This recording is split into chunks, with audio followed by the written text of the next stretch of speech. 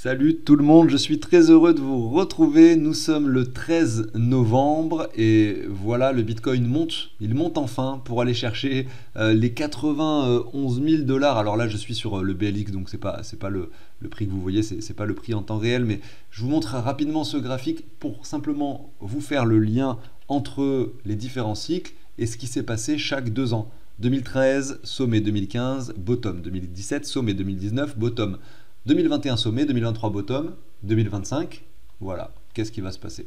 Évidemment, personne ne peut répondre à cette question. Quel prix ira chercher le Bitcoin en 2025? Est-ce qu'on va faire encore des nouveaux sommets? On n'en sait rien. En tout cas, si on regarde les différents cycles sur le Bitcoin depuis sa création, on peut par avance présupposer qu'en 2025, on ira chercher un sommet assez important, peut-être entre les 150 et les 190 000 dollars, ou peut-être les 200 000.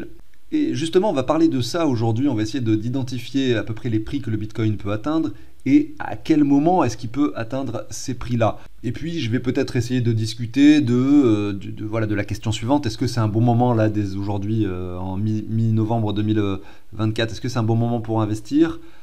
Si oui, comment est-ce qu'on peut s'y prendre, etc.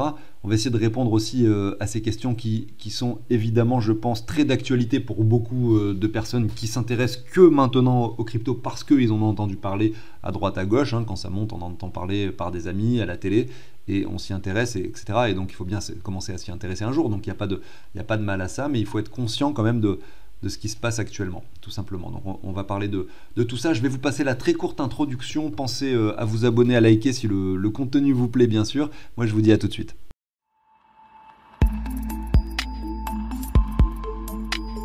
Alors je débute, je commence avec le Bitcoin. Je vous montre ici un graphique mensuel. Chaque bougie représente un mois. Et effectivement, j'aimerais faire le rapprochement de ce qui se passe en ce moment avec ce qui s'était passé ici en 2021. J'aime bien ressasser le passé, vous savez, c'est comme ça que j'aime bien, que j'essaye finalement de déterminer ce qui se passera dans le futur. Je me mets sur une semaine, donc je change l'échelle de temps. Chaque bougie maintenant c'est une semaine. Et à l'époque, donc on était en mars 2020, crash Covid, le Bitcoin vient chercher les 3800 dollars environ. Et puis j'avais mis des objectifs pour le Bitcoin, notamment ici. Ensuite, j'avais mis celui-ci et celui-là. Comment j'ai déterminé ces objectifs? Je l'ai fait avec un Fibonacci, c'est-à-dire que j'ai pris, finalement, je vous montre ça. J'ai pris le point bas du cycle précédent, donc je vais essayer de le faire. Alors, je ne sais pas si ça sera hyper précis, on va le voir de toute façon. Le point haut, finalement, de 2018 et le point bas. On peut mettre soit ici, soit sur le point bas, peu importe, ça ne changera pas grand-chose. Et vous avez les objectifs, les 161,8 de Fibo, les 261,8 de Fibo, et au-dessus, on avait les 423,6 qui étaient ici, qui n'ont jamais été atteints, c'était les 86 dollars. Aujourd'hui, on les a dépassés d'ailleurs. Ces trois objectifs, ils sont restés sur mes graphiques, dans mes vidéos, tout le long du bull run. On voit qu'on a touché le premier objectif, le second, mais pas le troisième. Et puis, quand sur le Bitcoin, nous avons touché le point bas des 15 000 dollars aux alentours de novembre 2022, fin 2022, j'ai pu de nouveau faire ce travail. Voilà ce qu'on obtient. Alors pour des raisons que je ne vais pas forcément expliquer ici, j'ai mis un objectif plus bas sur les 81 000, simplement parce que c'était un nouveau sommet et que ça reste un point pertinent, notamment du fait que le Bitcoin est de moins en moins volatile avec le temps. Donc c'est assez logique de baisser nos prétentions finalement de pourcentage de hausse, de gains possibles sur le Bitcoin au fur et à mesure que le temps passe. En revanche, sur des altcoins, c'est différent et vous pouvez avoir des nouveaux projets, des nouveaux altcoins avec des performances tout aussi incroyables aujourd'hui que ce que l'on a eu il y a 4 ans. Bref, je retourne sur mon Bitcoin. Voilà les objectifs qu'on obtient. Les 100% de Fibo, c'est les 80 000. On les a percés comme dans du beurre, hein, vraiment. Ça a été assez rapide et expéditif puisque on a clôturé la semaine dernière sur les 80 000, on entame direct aujourd'hui sur les 92 000 dollars. Deuxième objectif, il est ici, il est sur les 96, 97. Celui-là, par contre, je pense qu'il peut vraiment faire office de résistance, hein, ce niveau des 96, 97 000. Pourquoi? Parce qu'on a quand même la barre psychologique des 100 000 dollars juste au-dessus. Il y a de fortes chances pour que pas mal de personnes prennent des profits à l'approche de ce prix-là. Voilà, tout simplement. Est-ce que ça veut dire que c'est la fin pour le Bitcoin, en tout cas de façon temporaire, et qu'on va finalement chuter de nouveau, avoir un marché baissier? Pas du tout, hein, ça veut simplement dire qu'on va avoir du mal à casser, à percer ce niveau, parce qu'il y aura des vendeurs, et ils vont se manifester, et peut-être de façon assez agressive. On peut avoir un Bitcoin qui est très volatile à ce moment-là, et qui par exemple, descend très vite aux 80 000, ou aux 70 000 ou aux 70 000, finalement, pour remonter par la suite. Notamment parce que D'ailleurs, si on regarde bien ce graphique long terme, on a quand même une ligne assez pertinente qu'on peut se mettre, qui est d'ailleurs déjà présente, mais je vais l'épaissir pour que vous puissiez bien la voir, c'est celle-ci, tout simplement parce qu'elle vient chercher, regardez, ce niveau haut de l'époque, et à la fois la zone que nous avons travaillée ici. Cette ligne-là, on pourrait la transformer en zone et la monter jusqu'ici, les 74 000 $. C'est une bonne zone de support. Ça veut dire qu'on peut très bien... Je ne dis pas que ça va se passer comme ça, attention, je montre juste un petit peu les différents scénarios possibles. On peut très bien aller chercher ces 90 000, 96, 97, peut-être même toucher sur une mèche les 100 000 et après avoir la baisse qui se produit. Alors avoir un Bitcoin qui s'arrête pile poil sur les 100 000 et retracer directement, ça me paraît peu probable, parce que... En fait, si on réfléchit bien, on se dit que plein de personnes vont se mettre une sorte de trade avec effet de levier en short sur les 100 000 $. Et en fonction de l'accumulation des stop-loss qui pourront être au-dessus, je pense que le Bitcoin pourrait très facilement chercher les 103, 105 000, simplement pour stopper les personnes qui sont rentrées en short, aller prendre la liquidité là où elle est finalement pour ensuite retracer de nouveau et peut-être aller aux 80 000. Enfin bref, il y a un site pour ça, vous pouvez voir les liquidités où est-ce qu'elles sont positionnées. On voit qu'actuellement, il y a une grosse partie des liquidités qui se trouve aux 95. Donc ça serait pas étonnant de venir chercher cette zone de prix entre les 95 et les 100 000 $ pour le Bitcoin. Et ça représente d'ailleurs notre objectif. Est-ce qu'on va le casser comme dans du beurre de nouveau? Ça, j'en sais rien, mais j'en doute. J'en doute par rapport à ce niveau psychologique des 100 000 $. Alors, si on continue le raisonnement, on a les 161,8 de Fibo, 121 000 $ pour le Bitcoin. Et nous avons un peu plus haut les 187 000 $, c'est les 261,8 de Fibo. Maintenant, à quel moment ces prix peuvent être atteints? Bon, ça c'est un travail que l'on fait ensemble depuis déjà très longtemps, mais il suffit simplement, et c'est assez cool à faire. D'ailleurs, c'est comme ça qu'on a trouvé le bottom ici sur le Bitcoin. C'est en faisant ce travail. On avait 73 semaines entre le moment du bottom du Bitcoin. Non, c'était de l'autre côté. Voilà, 73 semaines entre le moment et le halving suivant qui était spéculé. Donc, c'était pas 73 semaines très précises. Et en fait, effectivement, si on regardait le bottom du Bitcoin sur le cycle précédent, alors, bon, il faudrait que je zoome pour vous montrer, c'était également 73-74. Là, c'était à la semaine près. Le bottom ici du Bitcoin, le point bas qui a été touché en novembre 2022, était à la semaine près identique en termes de temporalité avec le bottom de 2019. Donc du coup on peut faire le même travail pour le point haut, tout simplement. C'est bête et méchant, c'est tellement ça semble tellement facile qu'on se demande comment ça se fait que tout le monde ne gagne pas d'argent avec le Bitcoin. Mais lorsqu'on est investi dedans, qu'on a de l'argent, effectivement nos émotions nous trahissent souvent. Le Bitcoin monte, les cryptos montent, on ne sait plus trop où on en est, il y a l'euphorie qui s'empare de nous, des fois la panique, et on ne prend pas les bonnes décisions. Donc malgré tout, ça reste hyper difficile, notamment sur le court terme, de gagner de l'argent dans ce secteur.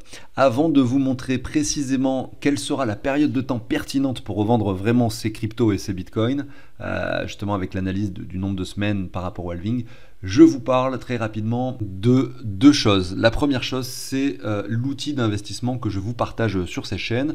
Il sert facilement et simplement à savoir où vous en êtes, combien d'argent vous avez, combien vous êtes en train de gagner ou de perdre par rapport à ce que vous avez investi, combien de pourcentage de Bitcoin vous avez, d'altcoin, et tout ça, ça se fait tout seul puisqu'en fait, le prix des crypto-monnaies s'actualise en temps réel. Vous avez juste à ajouter toutes les crypto-monnaies de votre portefeuille, les prix vont s'afficher et s'actualiser à chaque heure en dollars et en euros. Je vous fais un exemple ici avec le Bitcoin parce que je ne suis pas du tout inspiré. Voilà son prix en dollars et en euros qui s'affiche directement. Ensuite, vous pouvez simplement rentrer toutes les cryptos que vous possédez, les quantités donc par plateforme, et vous avez toutes les données qui s'affichent. Si le marché monte, vous allez voir votre portefeuille évoluer à la hausse. S'il baisse, vous allez le voir baisser. Vous allez voir exactement combien vous êtes en train de gagner ou perdre en temps réel. Et aussi, vous allez pouvoir inscrire sur une page précise tous les achats en euros que vous avez fait et les reventes. Ça vous permettra de connaître les plus-values associées à vos reventes et ça sera une aide probablement intéressante pour vos déclarations d'impôts. D'autant plus que j'ai marqué exactement ce qu'il y a sur la fiche d'impôt, c'est-à-dire que vous avez vraiment plus qu'à la remplir, alors que c'est quand même assez compliqué, ça peut vraiment vous simplifier les choses. Si vous voulez l'obtenir, cet outil, vous avez toutes les infos dans la description de cette émission, vous y retrouverez le lien sur lequel vous pouvez acquérir l'outil, également le lien de la vidéo où j'explique beaucoup mieux sur ce fonctionnement de cet outil, si vous êtes intéressé. Et la deuxième chose dont je voulais vous parler, c'est qu'il y a un groupe Telegram privé que vous pouvez rejoindre. Sur ce groupe, on parle d'actualité crypto, On parle également de crypto à fort potentiel, d'airdrop potentiel.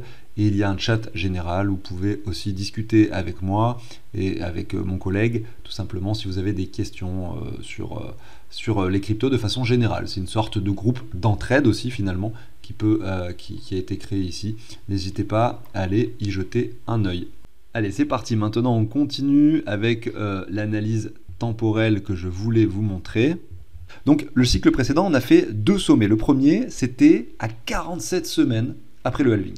Le second, c'est donc on va faire entre ces deux-là, c'était à 78 semaines. Il faut quand même savoir qu'entre ces 48, je ne sais plus combien j'ai dit, 47 et 78, on a fait une division par 2 du prix du Bitcoin. Le Bitcoin a quand même perdu 50% pour remonter de nouveau sur le même prix.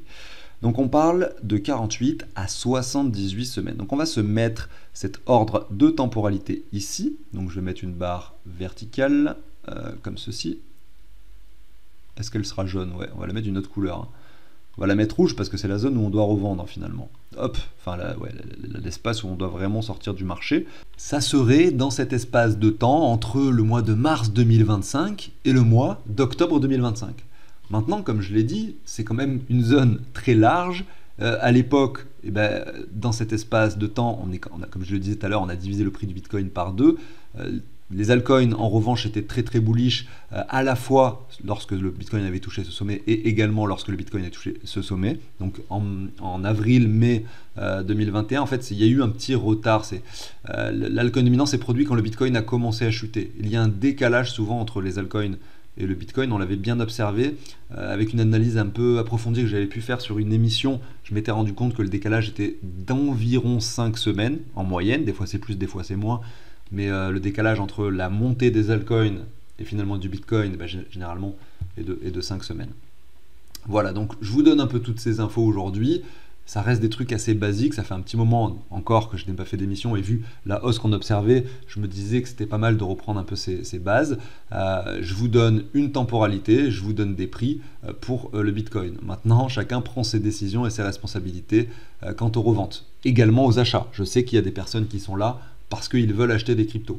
Sauf qu'aujourd'hui, le Bitcoin est à 92 000 et ces personnes-là se demandent si c'est pas trop tard en fait déjà pour acheter. Et je peux essayer de répondre à cette question sans vraiment y répondre. Et pour ça, je vais aller sur l'altcoin dominance. Moi, ce que je veux vous dire, c'est qu'aujourd'hui, c'est peut-être, et je dis bien peut-être, parce que je parle toujours maintenant avec des pincettes. Des fois, je dis des choses qui ne se produisent pas. Des fois, je me trompe sur mes prédictions, entre guillemets, si on peut parler de prédictions. Et je ne suis qu'un YouTuber qui donne son avis sans avoir, bien sûr, de boule de cristal. Mais je pense, au vu de ce qu'on voit sur les graphiques, que c'est un bon moment pour acheter plutôt des altcoins, plus que du Bitcoin. Parce que le Bitcoin, voilà, on vient de le voir directement sur le graphique, on fait un nouveau sommet. Vous voyez, l'altcoin dominance est très basse, on revient dans la zone de rechargement.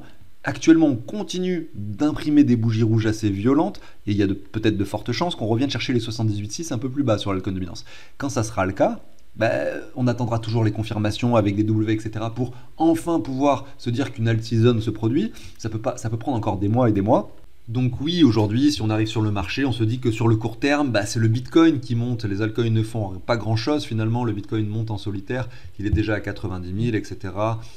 J'ai déjà connu ça, j'ai déjà vécu ces moments où le Bitcoin, tout le monde en parle, tout le monde veut en acheter, tout le monde ne veut que du Bitcoin et finalement on délaisse les altcoins parce que ces dernières années, ils en avaient dans le portefeuille, ça leur a fait perdre beaucoup d'argent. Maintenant le Bitcoin monte tout seul alors qu'ils en ont pas. Ces personnes-là finalement se sentent trahies entre guillemets par les altcoins, comme si les altcoins avaient une puissance de trahison importante, alors qu'en fait non, c'est juste qu'il y a des cycles et il faut savoir les observer. Et c'est vrai que si on regarde le prix de l'Ether aujourd'hui, on est sur un prix inférieur à ce qu'il avait au mois de mars 2024, donc début d'année là, il était déjà à 4 000 $. Si on regarde son prix lors du bull run précédent, il a touché les 5 000. Aujourd'hui, on n'est qu'à 3 300. Ça semble pour moi être une opportunité en fait, ce prix des 3 300. Parce qu'il est très bas, parce qu'on a une sorte de ligne de tendance, pourquoi pas, qu'on pourrait positionner comme ça, voilà, qu'on est venu chercher une fois, 2 fois, 3 fois, on a rebondi dessus actuellement, on n'y est plus dessus, donc oui, c'est moins intéressant aujourd'hui d'acheter de l'Ether qu'il y a 2 semaines, évidemment, mais en tout cas, si on a une furieuse envie d'acheter, ça me semble beaucoup plus pertinent d'aller se réfugier dans les altcoins que le Bitcoin. Après, tout est question d'équilibre de portefeuille. Vous pouvez avoir 10, 15, 20% de Bitcoin. Lorsqu'on parlera que des altcoins et plus du tout du Bitcoin, allez se réfugier dans le Bitcoin, en avoir 80%, jongler entre les différentes cryptos que vous possédez simplement pour optimiser votre portefeuille, vous voyez. Bon, j'arrive sur la fin de cette émission sur laquelle je me suis concentré principalement sur le Bitcoin et l'Ether, comme vous avez pu le voir, les cycles de temporalité. J'ai voulu dans cette émission rester global, voilà, ça fait 3 semaines que j'en ai pas fait, le Bitcoin monte, fait un nouveau sommet, ça me paraissait pertinent de parler de nouveau de ça, des bases, même si je le fais souvent. On enchaînera bien sûr dans les semaines suivantes sur des graphiques plus intéressants, des altcoins et surtout des projets d'investissement, pourquoi pas, encore pertinents sur, je le pense, certains altcoins qu'on pourra analyser ensemble. Pensez à vous abonner, à liker si le contenu vous a plu. Je vous souhaite une excellente soirée. À très bientôt sur la chaîne. Ciao tout le monde.